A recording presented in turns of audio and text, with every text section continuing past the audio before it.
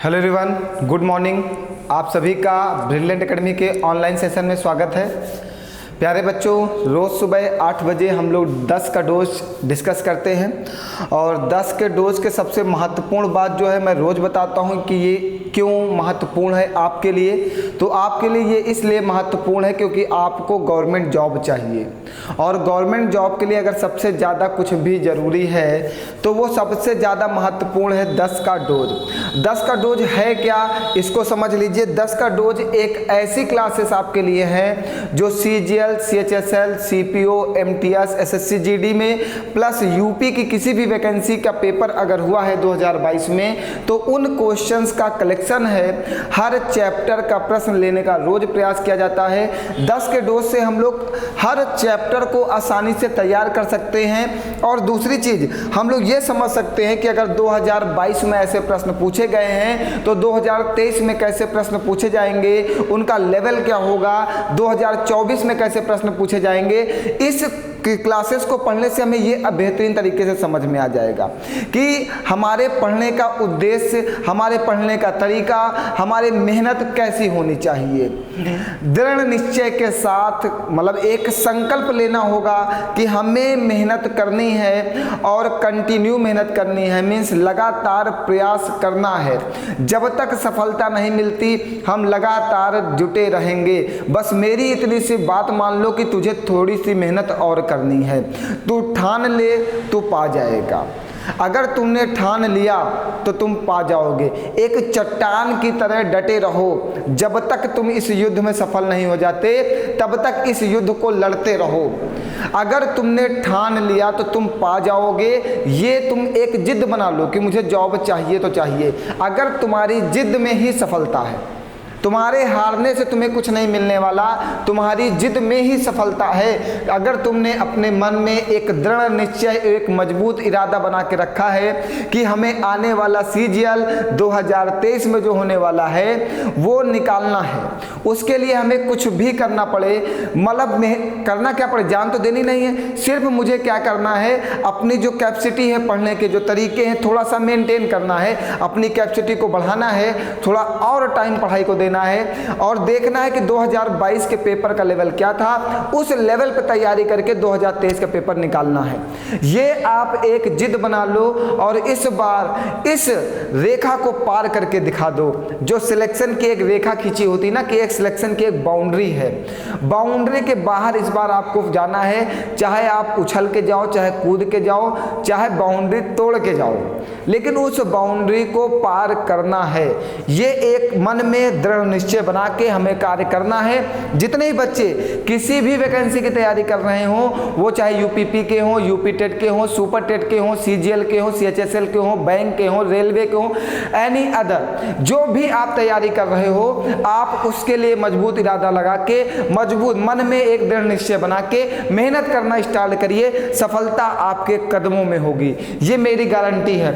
और 10 का डोज आपके लिए बेहतरीन है। मैं कहता हूं जितने बच्चे सिलेक्शन लेने वाले हैं उनके लिए सबसे ज्यादा जरूरी है। सबके लिए मैं नहीं कह सकता हूं सबसे अच्छा है, लेकिन जो बच्चे चाह रहे हैं कि 2023 तक उनके हाथ में जॉब हो, 2022 में उनके हाथ में जॉब हो, 2022, 23, 24 तक उनके हाथ में जॉब हो, मतलब कुछ नए बच्चे अगर कंपटीशन में जुड़ते हैं तो साल 1.5 साल उन्हें अप्रॉक्स 1 साल 1.5 साल का समय लग जाता है। लेकिन अगर वो अभी से 10 का डोज लेना स्टार्ट करेंगे तो उन्हें ये पता चलेगा कि उन्हें पढ़ाई कैसी करनी है। पहले तो मुझे यही नहीं पता ना मुझे किस लेवल की पढ़ाई करनी है। सबसे पहले तो आपको ये समझने की ज़रूरत है आपको किस लेवल की पढ़ाई करनी है, वो लेवल आपका कैसा होना चाहिए, आपको कैसी किताबों का कलेक्शन चाहिए, आपको कैसे तरीके से मेहनत करनी है। तो ये चीज़ पहले आप बनाओ। अब आप 10 के डोज से ये समझोगे कि पेपर प्रश्न कैसा पूछता है, आप पढ़ाई कैसे करते हो, आपको टीचर पढ़ाता कैसा है। ये सारी चीज़ों में आपको परिवर्तन करना होगा। परिवर्तन आप ही कर सकते हो, आपके अलावा आपके भविष्य का परिवर्तन कोई नहीं कर सकता। अपने भविष्य का निर्णय लेने की जिम्मेदारी आपको है। आप इतने समझदार हो कि आप पढ़ाई से भाग नहीं सकते। अगर नौकरी चाहिए तो सबसे पहले आपको देखना होगा कि आप जिस लेवल पे पढ़ाई कर रहे हो क्या वो लेवल आपके लिए बेहतरीन है, वो आपको सिलेक्शन तक पहुंचाएगा। या नहीं पहुंचाएगा। इसके लिए 2022-21 के प्रीवियस ईयर क्वेश्चंस को देखना होगा, उसके बाद हमें पता चलेगा। तो चलो शुरुआत करते हैं 2022 के धमाकेदार सीजीएल के प्रश्नों के साथ। आपका स्वागत है सीजीएल 2022 के खतरनाक प्रश्नों में। चलिए फिर प्रारंभ करते हैं खतरनाक प्रश्नों की एक श्रृंखला। सीजीएल 2022, यूपीएसआई 2022, सीएचएसएल 2022, ऐसे बहुत सारे पेपर के क्वेश्चंस आपको देखने को मिलने वाले हैं आज की क्लास में, जो बिल्कुल बेहतरीन लेवल के प्रश्न आपके पेपर में पूछे जाते हैं। 10 का डोज वही है, वही करेगा कमाल जो होगा कठिन। कठिन प्रश्नों को आप छोड़ते हो, उन प्रश्नों को आपको करना है। देखिए कितना बेहतरीन, मतलब हमें सिर्फ और सिर्फ इतना करना है कि हमें प्रश्न की लैंग्वेज समझना है। जिस दिन आप प्रश्न की लैंग्वेज समझने लग गए, उस दिन कोई भी प्रश्न कठिन नहीं रह जाएगा। ये प्रश्न आपको पढ़ने में बहुत कठिन लग रहा होगा, लेकिन ये जितना ही कठिन लग रहा है ना, उतना ही आसान है ये वाला प्रश्न। चलिए बताया जाए। आइए सभी लोग गौर फरमाएंगे, गौर से देखिएगा इस प्रश्न को, कितना शानदार और कितना सॉलिड प्रश्न है। चलिए आइए मन लगाते हैं इस प्रश्न की ओर और इसके खूबसूरती को देखते हैं कि कितना खूबसूरत इसको बनाया गया है। देखिए किसी की खूबसूरती का अगर दीदार करना है तो सबसे पहले उसे मन में उतारना होगा, मन के बाद उसे दिल में उतारना होगा। वैसे ही मेरा ये प्रश्न है, इसकी खूबसूरती को देखना कि किस तरह से डिजाइन किया गया है। सीजीएल 2022 के महत्वपूर्ण पेपरों में पूछा गया। आइए क्या कह रहा है, कह रहा है एक संख्या a का 11/5 संख्या b के 22% के बराबर है। ठीक है, जितनी बात का सिर्फ इतनी बात को लिखिएगा।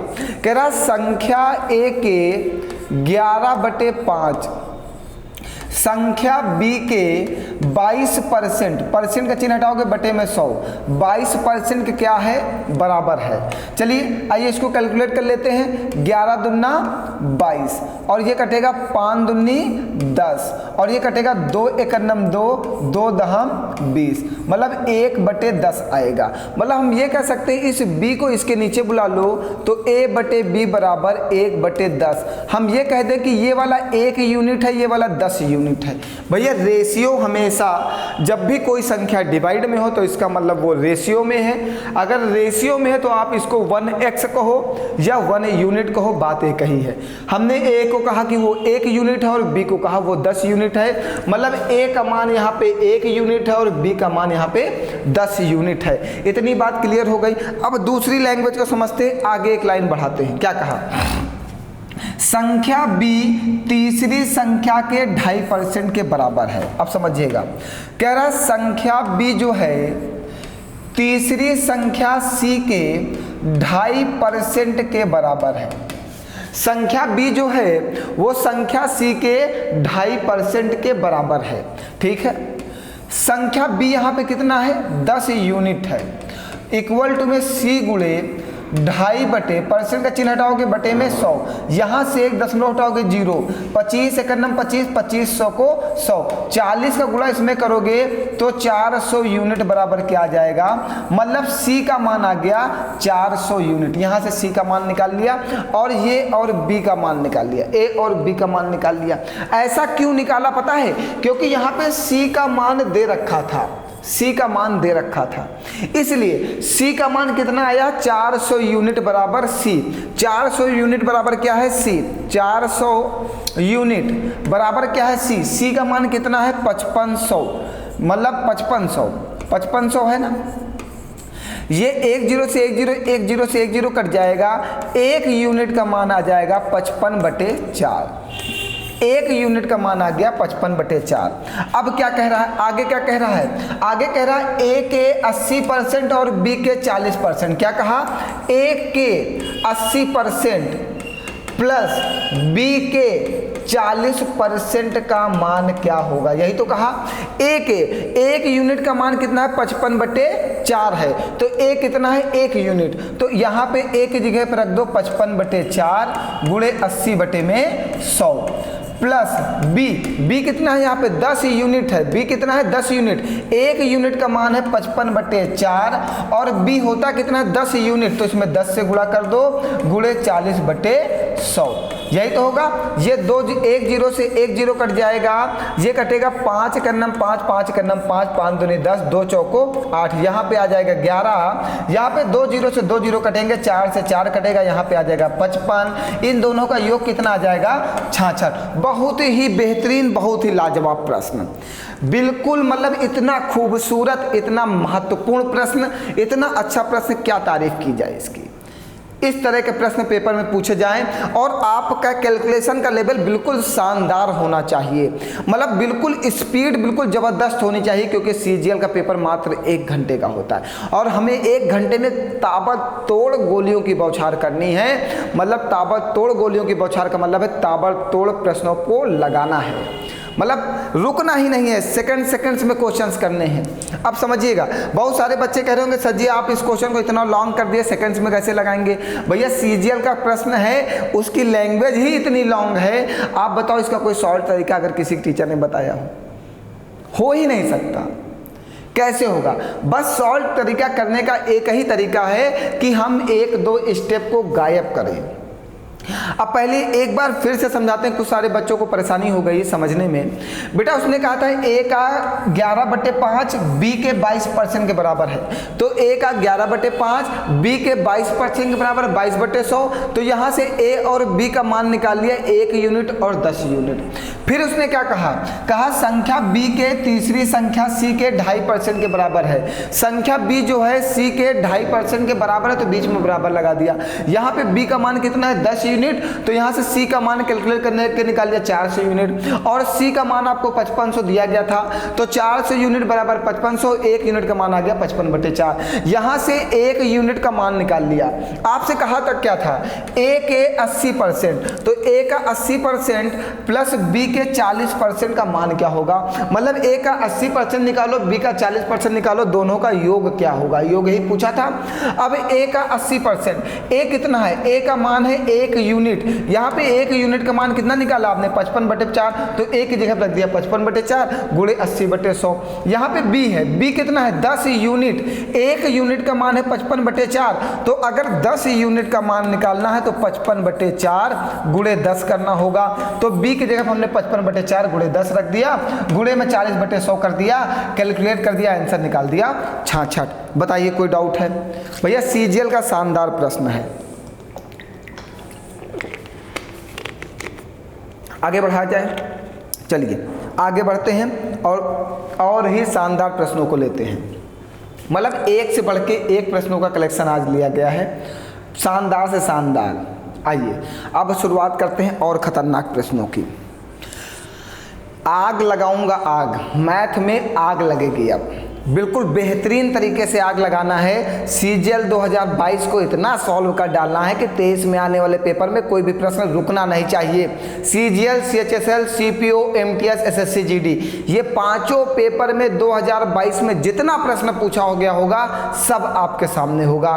धीरे धीरे करके हर एक क्लास में 10 प्रश्न, छोटा छोटा सा क्लास पढ़ते चलो, छोटी छोटी से तैयारी करते चलो, यही एक दिन तैयारी बहुत बड़ी हो जाएगी। मतलब कहते नहीं है, एक एक आदमी को जोड़ते चलो, एक दिन आपके पीछे भीड़ चलने लगेगी। वैसे ही अगर एक एक क्वेश्चन को हम तैयार करते चले ना, तो आने वाले समय हमारे पास क्वेश्चंस की कमी ही नहीं रह जाएगी, इतने प्रश्न हो जाएंगे, मतलब इतनी बेहतरीन तैयारी हो जाएगी।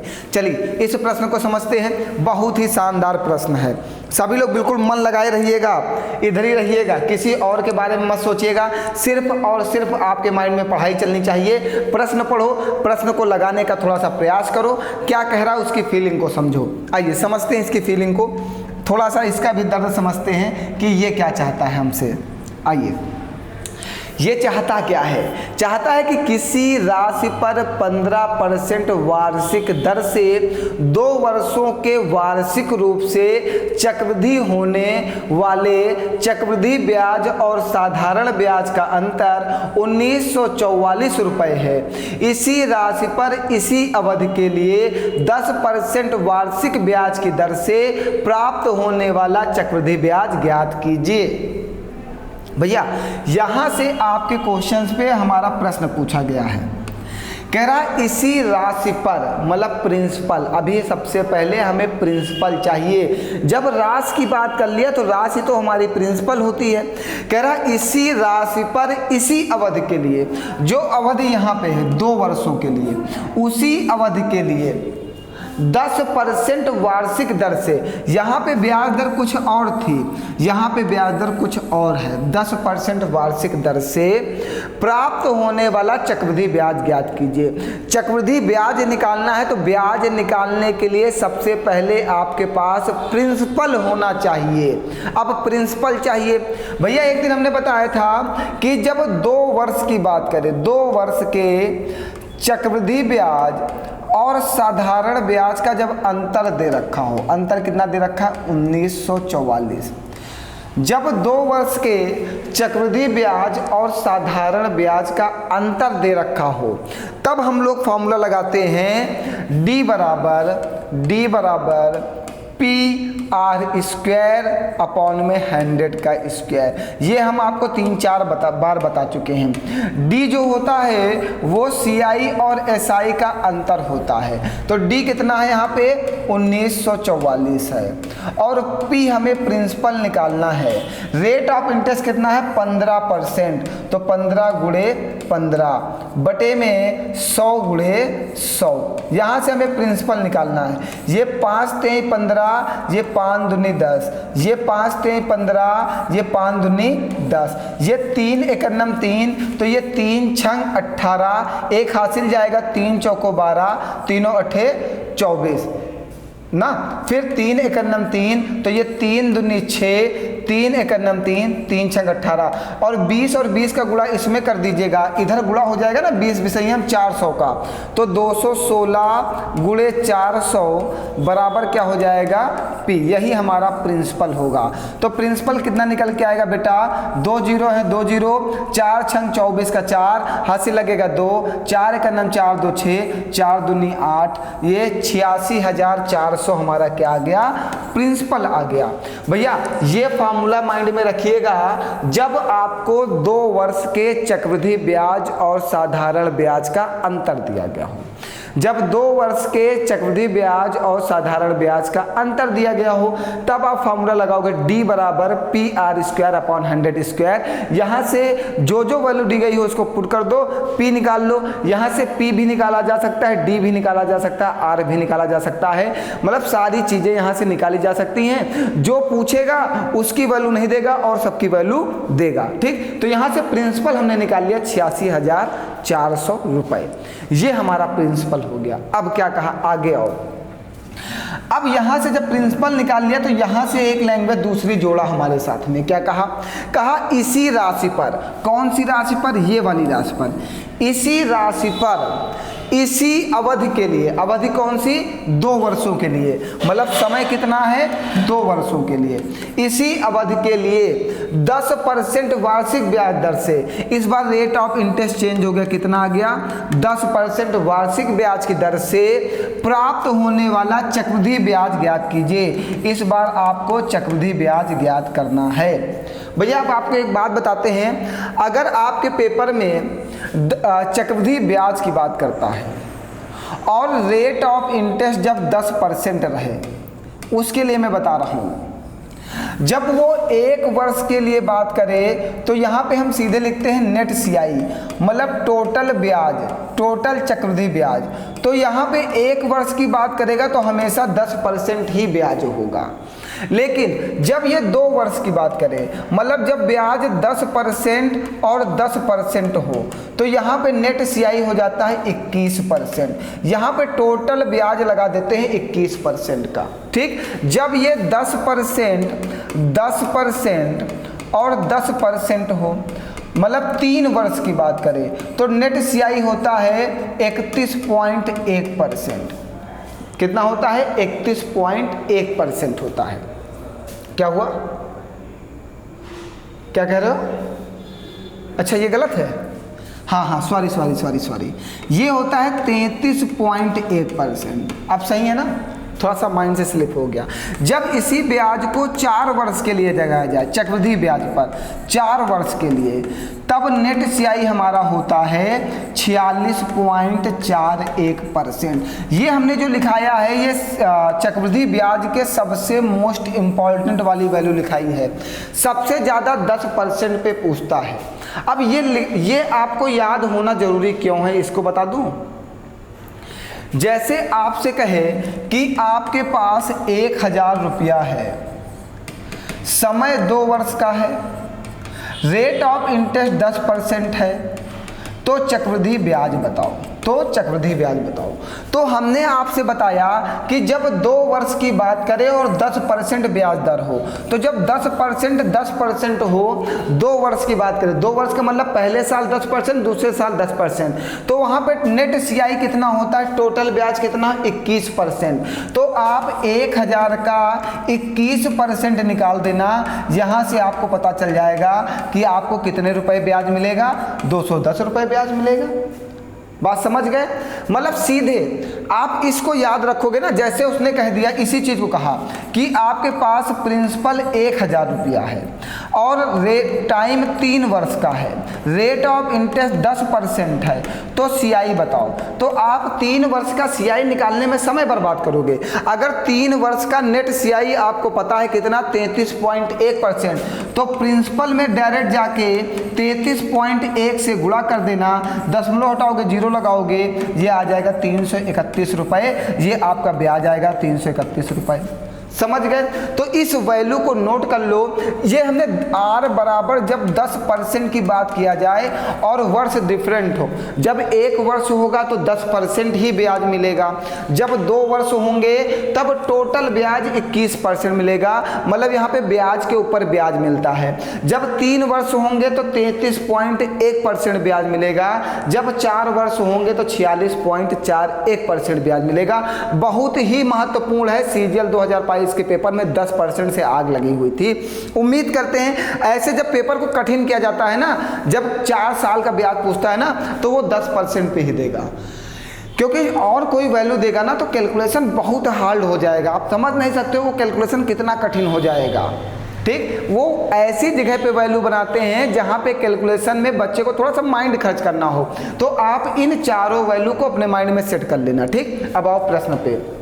ये प्रश्न था, यहाँ पे समय कितना है, 2 वर्ष का है, रेट ऑफ इंटरेस्ट कितना है 10%, तो क्या निकालना है, CI निकालना है। और जब 10% 2 वर्ष के लिए हो तो नेट CI कितना होता है भैया, अभी हमने बताया कितना होता है, 21% होता है। मतलब इस 86,400 प्रिंसिपल का अगर आप 21% निकाल दो, 2 0 से 2 0 कटेंगे, 21 चौको 84 का 4 हासिल जाएगा 8, मतलब लास्ट में 4 रहेगा। तो ये देखो आंसर आएगा, लास्ट में 4 रहेगा, यूनिट डिजिट 4 रहेगा। जल्दी से कैलकुलेशन चेक करो फट से, देखो आंसर सही है या गलत है।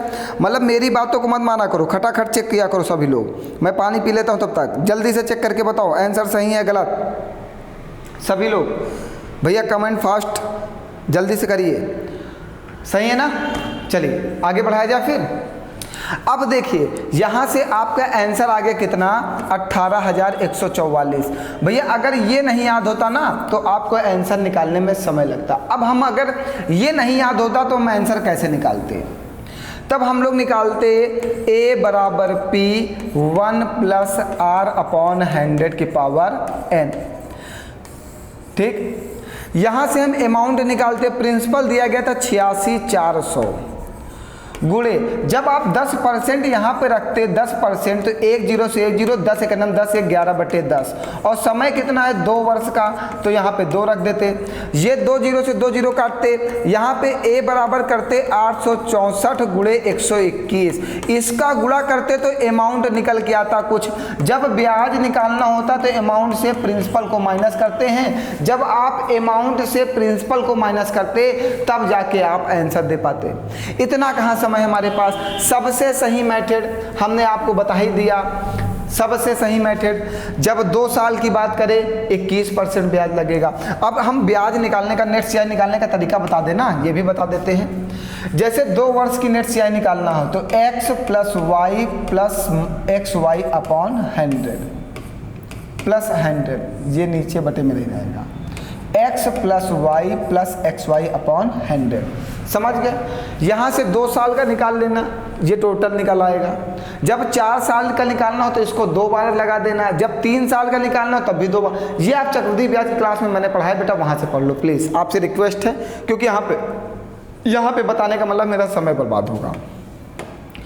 तो हमने आपको बताया कि 10% है, 2 साल की बात किया, नेट से 2100, प्रिंसिपल को उठा लो सीधे और प्रिंसिपल में 21% से गुणा कर दो, ब्याज निकाल लो 18,144 रुपये। यही हमारा चक्रवृद्धि ब्याज आएगा और यही हमारा आंसर होगा। सेकंड्स में आंसर आएगा, समय मत बर्बाद करिए अपना, ठीक है। अब देखिएगा सीजीएल 2022 का खेल शुरू करते हैं।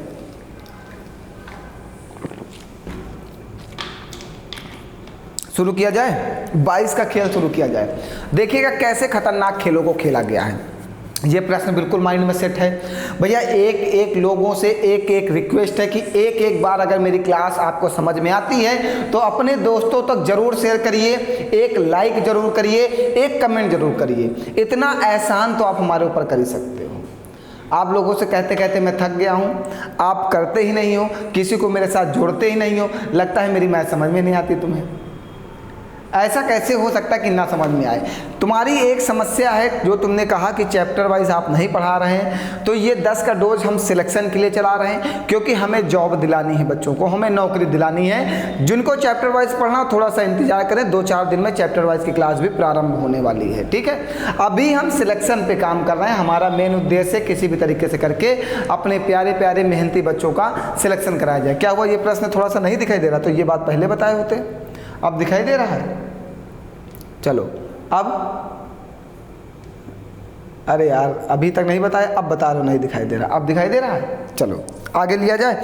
अब देखिएगा इसका खेल शुरू करते हैं भैया। इसको जरूर समझ लेना, इसको नोट कर लेना, सारा खेल इसी का है। आगे आओ, आइए एक प्रश्न और कह रहा किसी मूलधन पर, मतलब मूलधन नहीं दिया गया, 12% की वार्षिक ब्याज दर से 8 वर्षों में प्राप्त साधारण ब्याज 4800 रुपया है।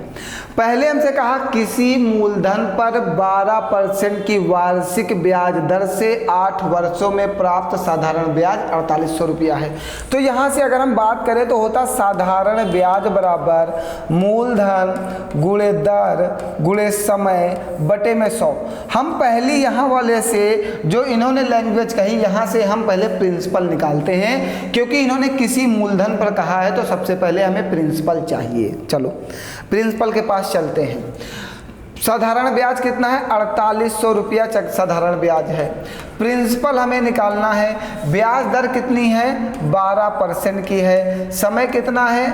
8 वर्ष है बटे में 100। चलिए ये कटेगा 8 का नम 8, ये 8 छंग 48, ये 12 का नम 12, ये 12 पंचे 60 और 100 का इसमें गुणा कर दोगे तो प्रिंसिपल हो जाएगा 5000। प्रिंसिपल निकाल लिया आपने। प्रिंसिपल निकालना बहुत आसान था क्योंकि साधारण ब्याज से था और साधारण ब्याज का प्रश्न, जैसे इसका नाम है वैसे ये चैप्टर है। साधारण मतलब बिल्कुल ही साधारण, ठीक है, साधारण ब्याज। और चक्रवृद्धि मतलब CI मतलब compound interest, that is called complicated interest, मतलब बहुत ही जटिल ब्याज। चक्रवृद्धि ब्याज अपने आप में बहुत ही ज़्यादा कठोर होता है। अब आइएगा, यहाँ से हमने साधारण ब्याज के फॉर्मूले से प्रिंसिपल निकाल लिया सेकंडों में। प्रिंसिपल हमें पता चल गया, समझ लो हम आधे आंसर पे पहुँच चुके हैं। अब क्या कह रहा है? कह रहा उसी मूलधन पर, मूलधन यही है, उसी मूलधन पर मतलब प्रिंसिपल पर क्या 10% चक्रवृद्धि ब्याज, रेट कितना आ गया? अब 10% आ गया। 10% की चक्रवृद्धि ब्याज की दर पर जिस ब्याज पर वार्षिक रूप में संयोजित होता है 3 वर्षों में प्राप्त होने वाला चक्रवृद्धि ब्याज क्या होगा? अब कितने वर्षों की बात किया? 3 वर्षों का। तो 3 वर्षों का नेट CI अभी हमने आपको पीछे लिखाया था कितना? 33.1%। 3 वर्षों का नेट सीआई हमने लिखाया था 33.1%। देखिए लिखाया था कि नहीं, ये देखिए 10%, 10%, 10%, जब 3 वर्ष, पहले वर्ष 10%, दूसरे वर्ष 10%, तीसरे वर्ष 10%, तो नेट सीआई कितना 33.1%। मतलब टोटल ब्याज आपको कितना मिलेगा 33.1%। आपके पास धनराशि कितनी है 5000 की, इस पे ब्याज कितना मिलना है बेटा 33.1 का। परसेंट का चिन्ह हटाओगे नीचे 100, पॉइंट हटाओगे 1 0, 3 0 से 3 0, 5 से गुणा करिए, 5 1 5, 5 3 15 का 5 हासिल लगेगा 1, 5 3 15 1 16। नेट सीआई चक्रवृद्धि ब्याज कितने रुपए मिला 1655 रुपए मिला। देखिए आसान है कि नहीं।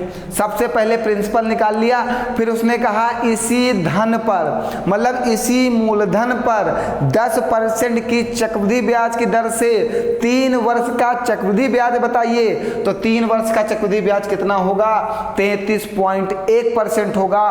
प्रिंसिपल का जब आप 33.1% निकालोगे तो आपका ब्याज निकल आएगा कितना 1655 रुपए। बताओ भैया कोई डाउट है किसी को, सबको समझ में आ रहा है? भैया चक्रवृद्धि ब्याज की खतरनाक क्लास पढ़ने के लिए हमारे चैनल पे कंपाउंड इंटरेस्ट पढ़ाया गया है, पढ़ लो, बहुत ही अच्छे से समझ जाओगे ये नेट सीआई निकालने का मेथड।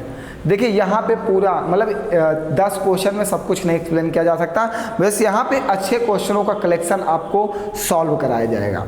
चलें आगे बढ़ा जाए, आइए। फिर सीजीएल 2022, फिर एक खतरनाक प्रश्न। चलो अब क्या कहा, अब क्या कह रहा है, कह रहा है एक धनराशि पर 10% वार्षिक ब्याज की दर से 4 वर्षों में प्राप्त साधारण ब्याज इतना है। एक धनराशि है, चलो सबसे पहले धनराशि निकालो। साधारण ब्याज बराबर मूलधन गुणे दर गुणे समय बटे 100। साधारण ब्याज कितना है 3200 रुपया है। यहाँ से हम प्रिंसिपल निकालेंगे। रेट ऑफ इंटरेस्ट कितना है 10% का। समय कितना है 4 वर्ष का, बटे में 100। 1 0 से 1 0 काटो, 4 1 4, 4 8 32, और ये प्रिंसिपल आ जाएगा कितना 8000। प्रिंसिपल निकल गया, प्रिंसिपल निकल आया, ठीक है, प्रिंसिपल निकल आया।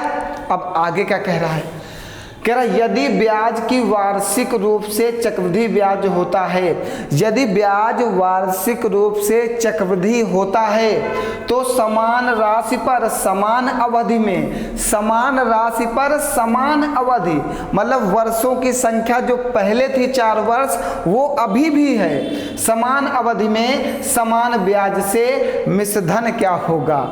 इस बार आपसे सीआई नहीं पूछा, इस बार आपसे अमाउंट पूछा है, मिश्रधन क्या है।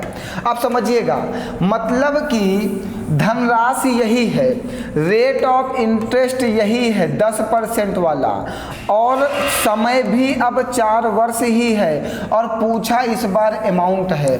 तो 4 वर्षों के लिए नेट सीआई आपको कितना लिखाया गया 10% पर, कितना लिखाया गया 46.41%, यही तो लिखाया गया।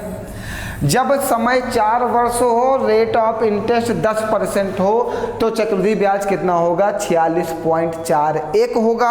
अब हम प्रिंसिपल पे ब्याज निकाल लेते हैं, 8000 पे ब्याज निकाल लेते हैं 46.41 बटे में 100। ये 2 0 से 2 0 कटेंगे, दशमलव हटाओगे नीचे 100 और आएगा, ये 1 0 से 1 0 और कट जाएगा। चलो गुणा करो, 8 1 8, 8 चौको 32 का 2 हासिल लगेगा 3, 8 छंग 48, 48 3 51 का 1 हासिल लगेगा 5, 8 चौको 32, 5 37, और 10 से डिवाइड करोगे तो दशमलव लगेगा यहाँ पे।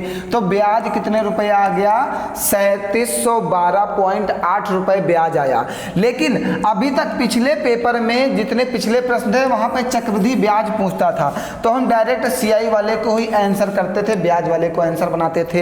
इस बार आपसे ब्याज ना पूछ के क्या पूछा, मिश्रधन पूछा है, मतलब आपसे अमाउंट पूछा है। तो अगर अमाउंट निकालना है तो अमाउंट बराबर होता है प्रिंसिपल प्लस ब्याज।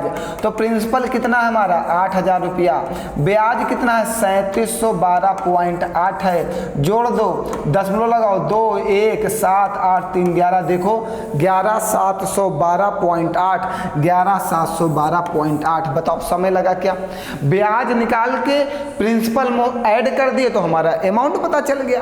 क्वेश्चन देखो, पहले हमने लगाया 2 वर्ष के लिए, फिर 3 वर्ष के लिए, फिर 4 वर्ष के लिए, और तीनों क्वेश्चन CGL 2022 में पूछे गए हैं। मतलब समझ सकते हो आप, आपके पेपर में अगर 2 वर्ष के लिए आया तो अगले के पेपर में 3 वर्ष के लिए आएगा, अगले के पेपर में 4 वर्ष के लिए आएगा, अगले के पेपर में 1 वर्ष के लिए आएगा। मतलब ये कंटिन्यूटी चलता है।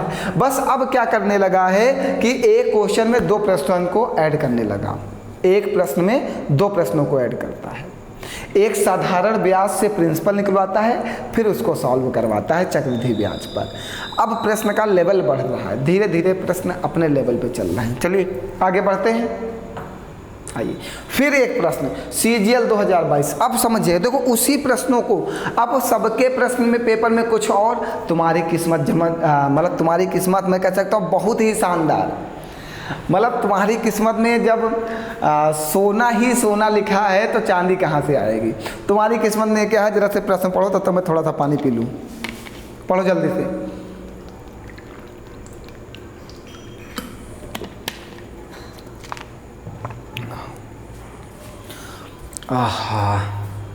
आज के क्वेश्चंस में तो बहुत मेहनत करनी पड़ रही है, सच में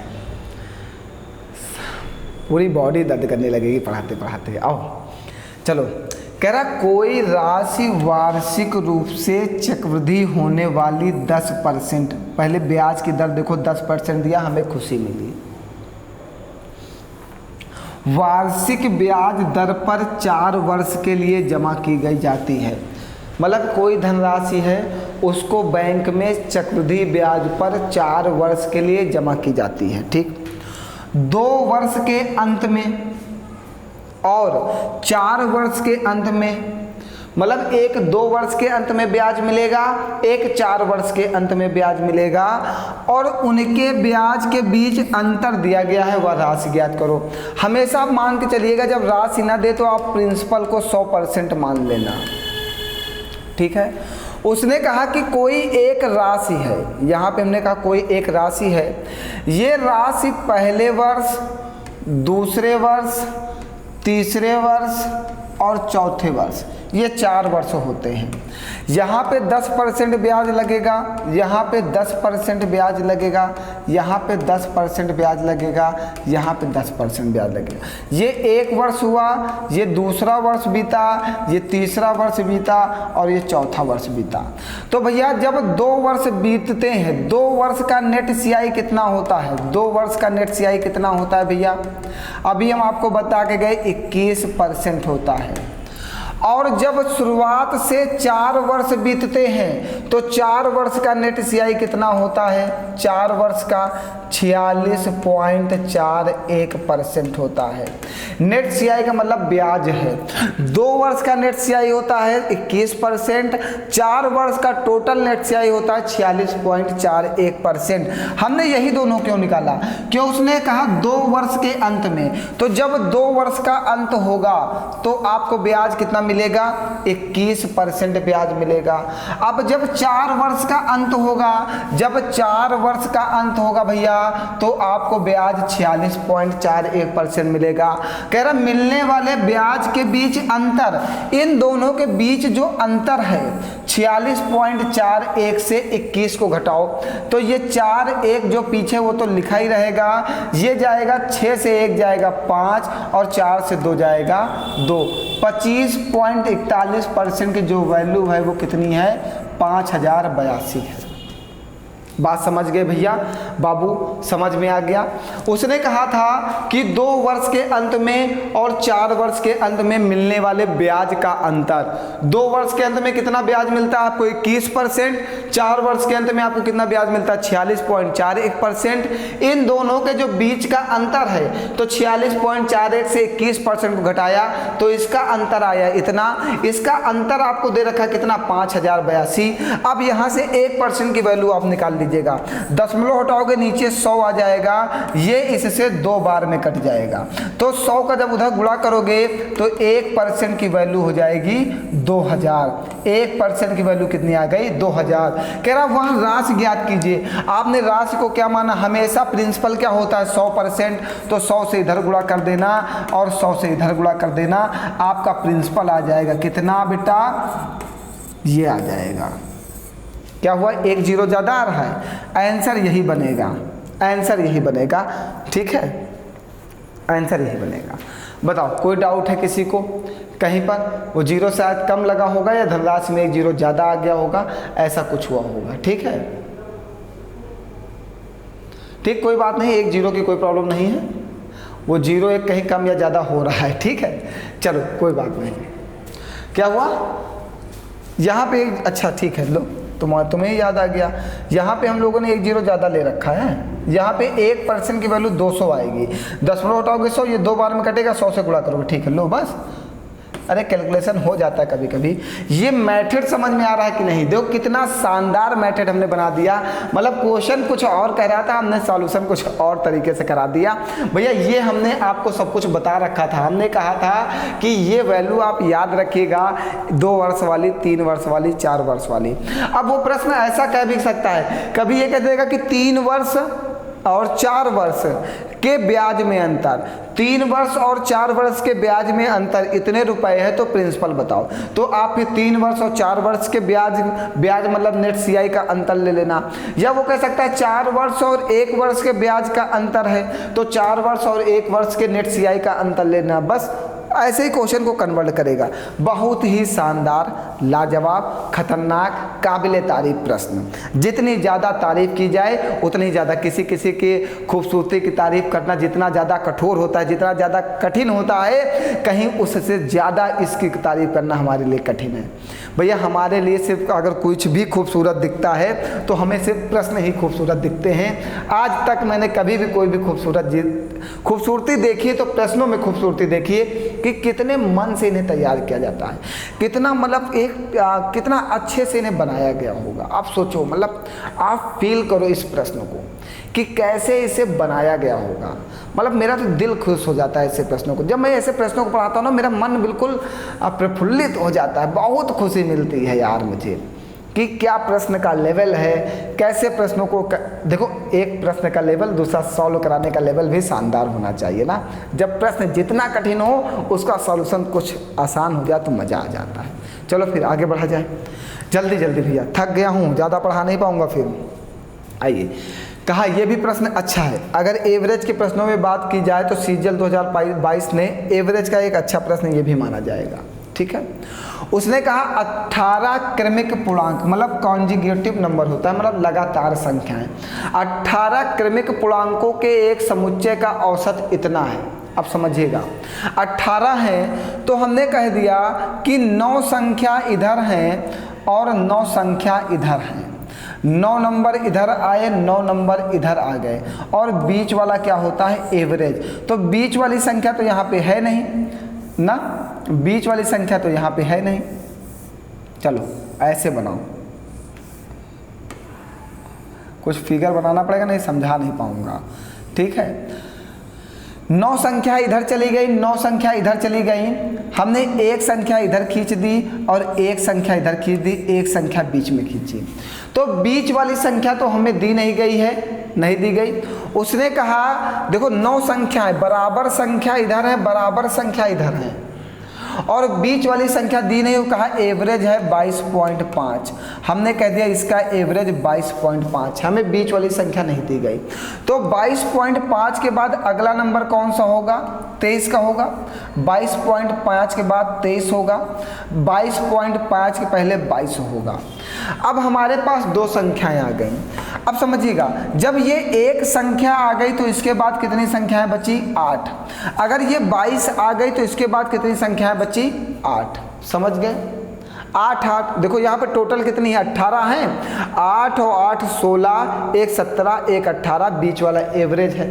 ठीक है, अब समझिएगा, जब लगातार संख्याएं हों तो एक गैप बराबर 1 होता है, और जब इवन ये कॉन्जिकेटिव नंबर हो, लगातार संख्या कॉन्जिकेटिव नंबर हो, जब इवन या ऑड नंबर हो तब एक गैप बराबर 2 होता है। तब क्या होता है, एक गैप बराबर 2 होता है। तो हमारे पास नंबर कैसे है, कॉन्जिकेटिव नंबर है, मीन्स लगातार संख्याएं हैं। तो एक गैप बराबर कितना होगा, 1। जितनी संख्याएं होती उतना ही गैप होता है। तो 23 में 8 जोड़ देना तो सबसे बड़ी संख्या आ जाएगी 31। सबसे बड़ी संख्या कितनी आ जाएगी, 31 आ जाएगी।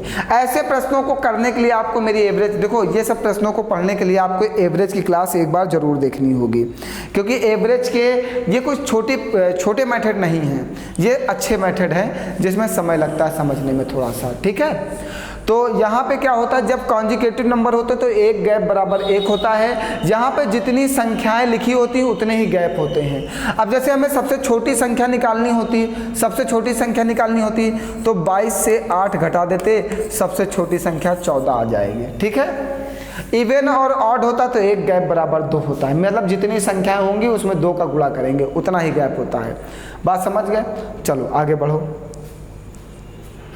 बहुत सारे बच्चे कह रहे हैं कि सर जब एवरेज 22.5 है तो छोटी संख्या अगर पूछता तो ये हो सकती हैं, लेकिन क्वेश्चन पूछा क्या, सबसे बड़ी संख्या, तो एवरेज से ज़्यादा ही होगा बड़ी वाली संख्या, ठीक। ये तो बिना सॉल्व करे आंसर दिया। बहुत अच्छे, very good, very talented student, good, brilliant.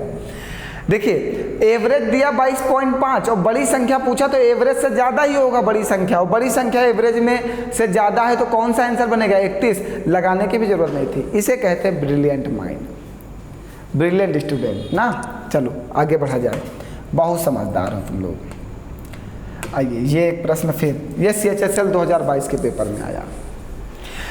कह रहा है A 68 डिग्री है, यदि त्रिभुज का अंतः केंद्र का मतलब क्या होता है भैया, अंतः केंद्र का मतलब क्या होता है, इन सेंटर, ठीक है, इन सेंटर। ये एक ट्रायंगल है हमारे पास, समझिएगा, ये एक ट्रायंगल है, ठीक। अब थोड़ा सा, हाँ, यदि त्रिभुज का अंतः केंद्र I है, इन सेंटर है, हमने कहा ये A है, ये B है, ये C है, और ये BI और C, इसको मिला दिया तो कह रहा एंगल BIC का माप, BIC का माप क्या होगा, BIC का माप क्या होगा। हमने कह दिया ये थीटा है, कोण A कितना है, 68 डिग्री है, ये दिया गया। हमसे इस थीटा का मान पूछा है। जब आपसे इन सेंटर की बात करें, इन सेंटर मतलब अंतः केंद्र की बात करें, अंतः केंद्र की, तब हम लोग फॉर्मूला लगाते हैं थीटा बराबर 90 प्लस कोण A/2। थीटा बराबर 90 प्लस कोण A/2। हमें थीटा ही निकालना है। 90 प्लस कोण A का मतलब 68 बटे में 2, काटोगे कितना आएगा, 34। 90 और 34 कितना होगा, 124 डिग्री। तो थीटा की वैल्यू आ गई 124 डिग्री, मतलब कोण BIC का मान आ गया 124 डिग्री, ठीक है। अब समझिएगा, जब अंतः केंद्र दिया हो, अंतः केंद्र, इन सेंटर, अंतः केंद्र दिया हो तो 90 प्लस कोण A/2 लगाते हैं, और जब लंब केंद्र दिया हो मतलब आर्थो सेंटर दिया हो, लंब केंद्र आर्थो सेंटर, तब लगाते हैं 180 माइनस कोण A। और जब परिकेंद्र दिया हो, जब परिकेंद्र दिया हो तब आप लगाते हैं 2 कोण A। ये तीनों फार्मूले लिख लीजिएगा, मोस्ट इंपॉर्टेंट है CGL वाले बच्चों के लिए। ये तीनों फार्मूले लिख लीजिएगा, मोस्ट इंपॉर्टेंट है। अंतः केंद्र, लंब केंद्र, परिकेंद्र, फिगर ऐसे ही बनता है। कोण यही मानिएगा, सेम कोण इसी को मानिएगा, ABC मानिएगा, कोण इसको थीटा मान लीजिएगा, और तीनों फार्मूले ऐसे लिख लीजिएगा, फिगर ऐसे ही बनाइएगा। वो अलग अलग आर्थो सेंटर, इन सेंटर और ये परिकेंद्र सब अलग अलग होते हैं, लेकिन आप फिगर ऐसे बनाना, इसी को सब कुछ कह देना, वो आंसर कभी गलत नहीं आएगा, लेकिन सेंटर अलग अलग होता है, ठीक है। आप तीनों फॉर्मूले फिगर ऐसे बना के तीनों लिख लो। वो यहाँ पे क्वेश्चन में हमेशा यहाँ पे लिख के देगा, अंतः केंद्र लिख के देगा तो अंतः केंद्र का फॉर्मूला लगाना, लंब केंद्र लिख के देगा तो लंब केंद्र का फॉर्मूला लगाता, परिकेंद्र लिख के देगा तो परिकेंद्र का फॉर्मूला लगाना, बस और कुछ मत करना, ठीक है। आइए आगे बढ़ते हैं। कह रहा कोई पतंग एक डोरी से जुड़ी है, डोरी की लंबाई ज्ञात कीजिए जब पतंग की ऊंचाई 90 मीटर है और डोरी जमीन के साथ 30 डिग्री का कोण बनाती है। चलिए हम एक फिगर ले लेते हैं, ये वाला समझिएगा। ओहो, उल्टा ले लिया मैंने।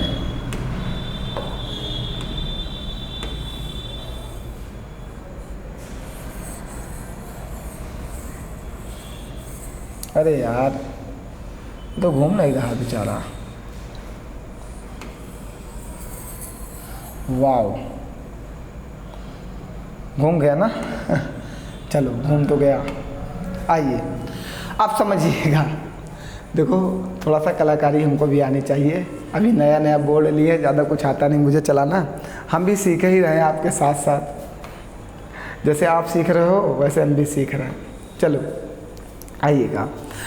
उसने कहा कि कोई पतंग एक डोरी से बंधी है की लंबाई ज्ञात कीजिए। हमने कहा ये ज़मीन है, यहाँ से पतंग उड़ाई जा रही, यहाँ पे पतंग है, ये पतंग है, यहाँ पे काइट यहाँ पे है, ठीक है। काइट हमारी यहाँ पे, पतंग यहाँ पे है, काइट, ठीक। जब पतंग की ऊंचाई 90 मीटर, मतलब पतंग यहाँ से, ये हमने कहा ये ऊंचाई है, 90 मीटर की ऊंचाई पे उड़ रही है, 90 मीटर की ऊंचाई पे उड़ रही है और डोरी जमीन के साथ 30 डिग्री का कोण बनाती है। जो डोरी जमीन के साथ 30 डिग्री का कोण बनाती है, तो हमें क्या निकालना है? निकालना क्या है? कोण बनाती है और डोरी जमीन के, डोरी की लंबाई निकालनी है। मानिए ये लंबाई हमें निकालनी है, ये डोरी है, ठीक है, इसकी लंबाई निकालनी है। अगर बात किया जाए तो ये बेस होता है, ये परपेंडिकुलर होता है और ये हाइपोटेनियस होता है। मतलब ये डोरी है और ये जमीन के साथ 30 डिग्री का कोण बना रही है, ठीक है। एक व्यक्ति यहाँ से खड़ा होकर पतंग उड़ा रहा है और ये 90 मीटर की ऊंचाई पे पतंग उड़ रही है, समझिएगा। एक व्यक्ति यहाँ पे खड़ा, ये पतंग उड़ा रहा है, ठीक है, और पतंग जमीन से 90 मीटर की ऊंचाई पे उड़ रही है। इस डोरी की लंबाई आपको बताना है, इस डोरी की लंबाई आपको बताना है कि क्या है। और डोरी जमीन के साथ 90 डिग्री का कोण, 30 डिग्री का कोण बना रही है, ठीक है। इतनी बात क्लियर। चलो हम इसको बिल्कुल शॉर्ट मेथड से बताते हैं। tan 30 बराबर क्या होता है बेटा? tan 30 डिग्री का मान क्या होता है? 1/√3, 1/√3 होता है ना। चलो बहुत अच्छे, वेरी गुड। और अब आप बताना, एक आपने पढ़ा होगा लाल बटे कक्का, ये साइन का होता है, ये कॉस का होता है, ये टैन का होता है। लाल बटे कक्का का मतलब लंब बटे आधार, मतलब ये आपका लंब है और ये आपका आधार है। लंब कितना है बेटा? लंब ये है 1 यूनिट कहिएगा। ये आधार, आधार का मतलब बेस, बेस हमारा √3 यूनिट है। अगर हम हाइपोटेनियस निकालना चाहें तो होता है, हाइपोटेनियस होता है अंडर में आधार का स्क्वायर, मतलब √3 का स्क्वायर का मतलब 3, लंब का स्क्वायर मतलब 1, यही तो होता है। हाइपोटेनियस बराबर होता है परपेंडिकुलर का स्क्वायर प्लस बेस का स्क्वायर, ये होता है हाइपोटेनियस बराबर। हाइपोटेनियस बराबर होता है परपेंडिकुलर का स्क्वायर प्लस बेस का स्क्वायर। तो 3 1 4, अंडर के बाहर आएगा 2 यूनिट, ये 3 यूनिट है और ये 1 यूनिट है। √3 का स्क्वायर करोगे 3 यूनिट है तो यूनिट लगा दो, 1 का स्क्वायर करोगे 1, 3 1 4 √2। आप समझिएगा, देखो आंसर आ गया। 1 यूनिट का मान कितना है? 90 मीटर। 1 यूनिट का मान कितना है? 90 मीटर। आपसे इस डोरी की लंबाई बताना है, ये कितना? 2 यूनिट। 1 यूनिट 90 मीटर का है तो 2 यूनिट कितना हो जाएगा? 180 मीटर की लंबाई हो जाएगी। देखो कितना आसान है, ये सबसे सॉल्ट मेथड है, इससे आसान कुछ नहीं हो सकता। जिन्होंने हमसे पढ़ रखा बेटा उन्हें समझ में आ रहा होगा ना। 1 यूनिट की आपको लंबाई, 1 यूनिट का मान आपको दे रखा 90 मीटर। आपसे इस डोरी की लंबाई पूछा, डोरी कितनी है? 2 यूनिट की, 90 × 2 कर दो, आंसर आ जाएगा 180। चलो आगे बढ़ा जाए। Wow, so beautiful. ऐसा किसी से कह मत देना, नहीं तो मारने लगेगी जूते चप्पल निकाल के। चलो क्या कहा है प्रश्न में, पढ़ो जल्दी से। प्रश्न ने कहा है कि एक समकोण त्रिभुज है, मतलब एक राइट एंगल ट्रायंगल है ना, एक समकोण त्रिभुज।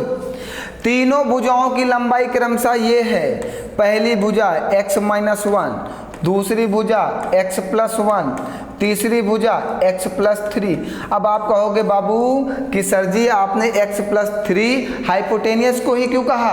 ये आपका बेस होता है और ये आपका परपेंडिकुलर होता है और ये आपका हाइपोटेनियस होता है। हाइपोटेनियस जो है हमेशा परपेंडिकुलर और बेस से ज़्यादा होता है, ठीक, इसलिए हमने उसको x प्लस 3 कहा। वाओ, हाइपोटेनियस क्या होता है बाबू? परपेंडिकुलर और बेस से ज़्यादा होता है ना। चलो अब क्या कहा? समकोण त्रिभुज के कण की लंबाई कितनी होगी? मतलब ये आपका कण है, ये कण है, हाइपोटेनियस है। कण को इंग्लिश में हाइपोटेनियस बोलते हैं, ठीक है।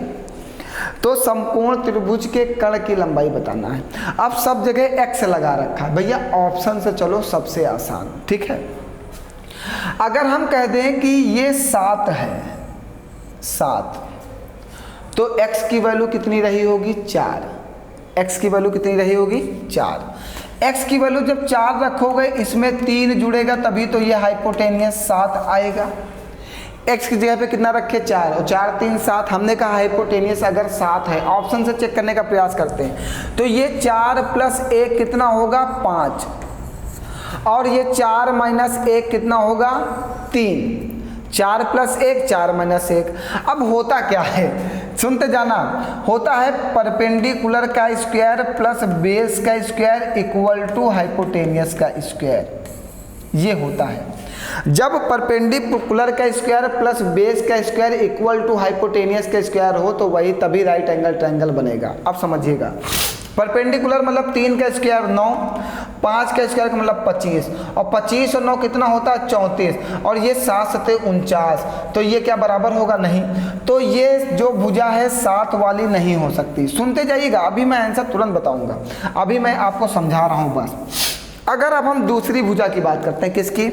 12 की, 12 की, कि ये भुजा 12 है, 12 हो ही नहीं सकता। अब समझिएगा होता क्या है, जैसे कि अगर इसकी बात किया जाए तो ट्रिपलेट होता है, जैसे 3 4 5, ये ट्रिपलेट है। अगर हम बात करें तो होता है 6 8 10, ये ट्रिपलेट है। जैसे हम बात करें 12 5 13, ये ट्रिपलेट है। ये नहीं कहते हैं समकोण त्रिभुज, इनसे बनता है। तो देखो यहाँ पे हाइपोटेनियस कितनी है? 10, तो 10 वाला ही आंसर बनेगा और कोई बनेगा ही नहीं।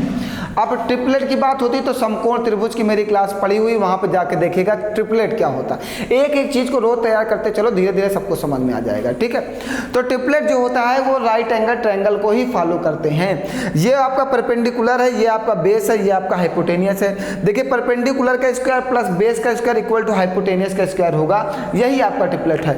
तो यहाँ पे एक ट्रिपलेट आता है 6 8 10, और भुजा 10 है तो हाइपोटेनियस कितना होगा? 10। अब समझिएगा 10 है तो कैसे, मतलब यहाँ पे x कितना रहा होगा? 7, 7 प्लस 3 करोगे तभी 10 बनेगा।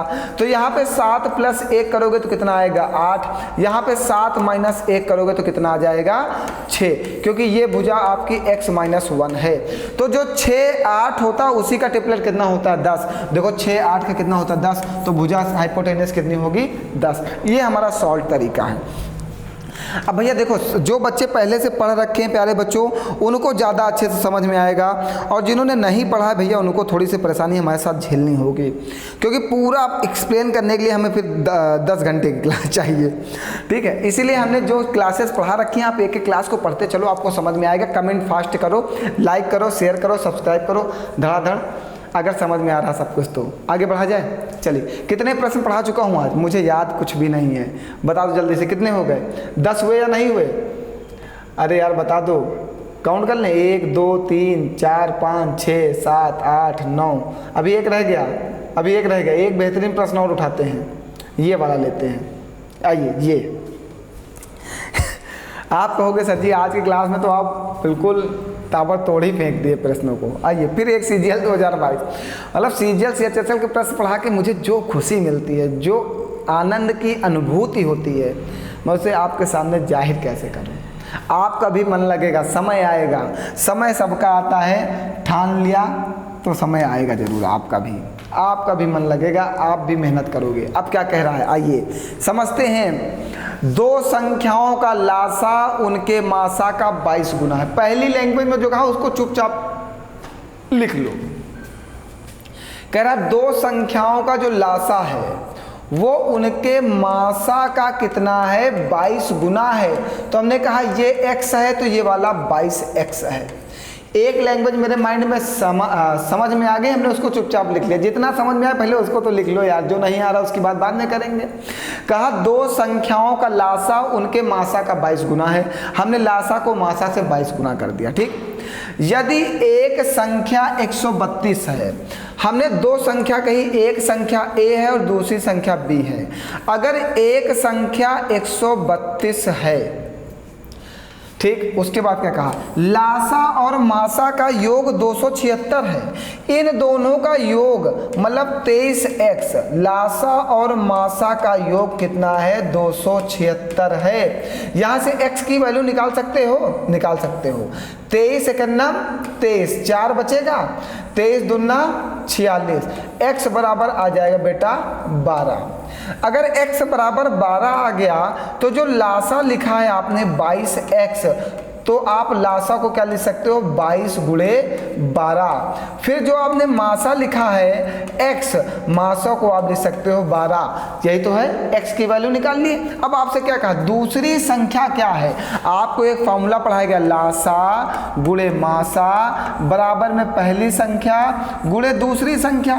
आपके पास लासा दिया गया कितना, 22 गुणे 12, मासा दिया गया कितना, 12। पहली संख्या बेटा कितनी है, 132। दूसरी संख्या हमें निकालनी है, मतलब b हमें निकालना है। चलो काटते हैं, 12 एकन्नम 12 और 12 एकन्नम 12, 11 दुन्ना 22, 12 दुन्ना 24। तो दूसरी संख्या जो पूछा वो कितनी आ गई, 24। बताइए कितना आसान प्रश्न है। कुछ करना है, बस माइंड में छोटी छोटी बातों को सेट करना है। जैसा वो बोलता गया मैं वैसा ही करता गया और मेरा आंसर आ गया। बस इसमें इस वाले फार्मूले को याद रखिएगा, लासा गुणे मासा बराबर पहली संख्या गुणे दूसरी संख्या। चलिए एक प्रश्न आपको देते हैं, आगे फिर हम लोग कल मुलाकात करते हैं। इसके आगे हमारी आपकी मुलाकात कल की क्लास में होनी है। अच्छा, कुछ एक प्रश्न दे देते हैं, आप भी लगा लो लासा और मासा का, थोड़ा हम भी देखते हैं आप कितना पढ़ रहे हो। ये देखिए आप, चलो इसको लगा के ज़रा से कमेंट करो, बताओ इसका आंसर क्या आएगा। हम भी देखते हैं आप कितना पढ़ रहे हो। अच्छा, डी वाला आंसर नहीं है तो डी वाले को लिख लो, नन ऑफ दिस, ठीक है। लो CGL 2022 का है, एक उत्तर आप दो, अगर नहीं आएगा तो बताना, फिर कल यहाँ से शुरुआत करते हैं। कल यही वाला प्रश्न आपको सॉल्व कराएंगे। चलिए फिर खतरनाक पढ़ाई करते रहिए, मेहनत करते रहिए, सफलता आपके कदमों में होगी, ये हम हमेशा कहते हैं। एक छोटी सी बात आज आपको से कहनी थी, चलिए देखते हैं। अगर बात हमारे पास है तो उसको कहते हैं। चलिए, भागते रहो अपने लक्ष्य के पीछे, भागते रहो अपने लक्ष्य के पीछे, क्योंकि आज नहीं तो और कभी। भागते रहो अपने लक्ष्य के पीछे, क्योंकि आज नहीं तो और कभी करेंगे लोग गौर कभी। आज नहीं तो और कभी करेंगे लोग गौर कभी। लगे रहो बस रुकना मत, लगे रहो बस रुकना मत, आएगा तुम्हारा दौर कभी, आएगा तुम्हारा दौर कभी। बस इन्हीं पंक्तियों के साथ मुलाकात करते हैं कल नेक्स्ट क्लास में धमाकेदार दोस्त के साथ। धन्यवाद आज के लिए।